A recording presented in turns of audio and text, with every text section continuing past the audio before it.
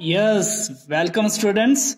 Today we are going to start our first chapter of class 6, that is what, where, how and when. The word what means क्या, कहाँ, कैसे, कब.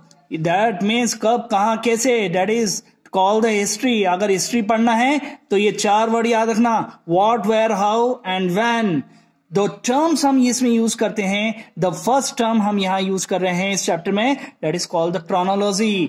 Before this 2 lines I give the definition of chronology. What do you mean by chronology और define chronology? It is chronology. What is chronology? The order of arranging the events. Here the events word refer to घटना, जो भी घटना होती है. The order of arranging the events that happened first followed by events that happened later.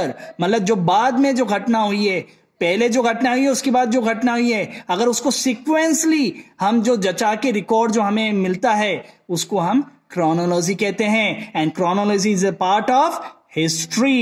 So the next question arises, what is history, students? What is history? History is the past record of people, place and events.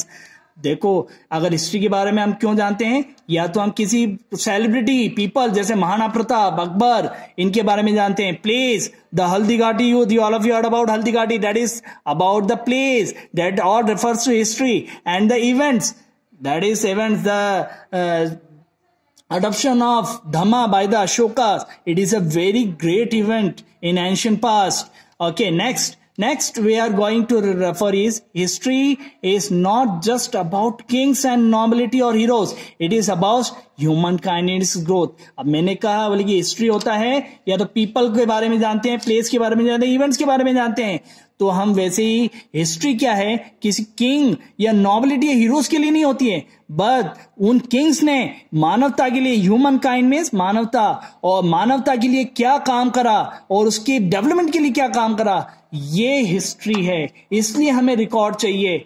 तो ये it is history. आगे चले हम. Our culture, civilization and the modern ways of living did not occur at all once. Culture means संस्कृति, the word civilization means सभ्यता, and the modern ways of living, जो हम आज अपनी जरूरत के हिसाब से नए नए इन्वेंशंस कर रहे हैं, नई नई जरूरतें जो हो रही हैं, ये अचानक से एक साथ नहीं हो जाते हैं. Day by day, step by step develop हुआ है. तो हमारी संस्कृति, हमारी सभ्यता, या हमारे जो नए नए इन्वेंशंस हुए हैं, ये स्टेप बाय स्टेप हमने डेवलप करे, एक साथ नहीं हुआ है. और उनका इन्वेंशन कब हुआ, कैसे हुआ, कहां हुआ और किसने करा, ये सारा हिस्ट्री से मिलता है, हिस्ट्री के रिकॉर्ड से मिलता है. Here the question arise, how human upgraded his life? This can be done in different stages. अगर ह्यूमन कैसे डेवलपमेंट हुआ, ये हम स्टेज वाइज देखते हैं. पहला स्टेज क्या है देखते हैं. Man is a food gatherer. What the food gatherer? That is the first stage. We are talking about Stone Age.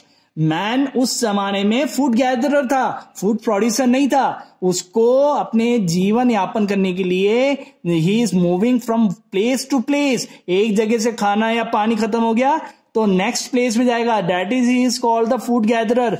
अगर टेक्निकली इसको एक सेंटेंस में कन्वर्ट करें, that means man is migrating from one place to another place. Migrating, the word migrating means पलायन. जैसे अभी हम देख रहे हैं सारे मजदूर लोग पलायन कर रहे हैं, आप टीवी में देखते हैं, न्यूज़पेपर में देखते हैं. That is the man is migrating from one place to another for food only. खाने के लिए एक जगह से दूसरी जगह जब मैन एंशिएंट पास्ट में जाता था, जब वो फूड गैदरर कहलाता था, and not for any economic activities. वो किसी मार्केट के लिए नहीं जाता था, खाली वो अपनी खाने की जरूरत के लिए एक जगह से दूसरी जगह माइग्रेट होता था. Second stage, man will become a food producer. Producer means उत्पादक, फूड उत्पादक बना. फूड उत्पादक बना means he knows the art of agriculture. पहले फूड गैदरर था, जब उसको एग्रीकल्चर करना नहीं आता, he doesn't know the art of how to produce goods और how to produce the food in their field. अब मैन सेकेंड स्टेज में मैन ने एग्रीकल्चर की आर्ट सीख ली. Yes, that means man is not migrating from place to place, but he learns or develops skills to produce commodities. Commodities means we are talking about the food, cereals, pulses, etc.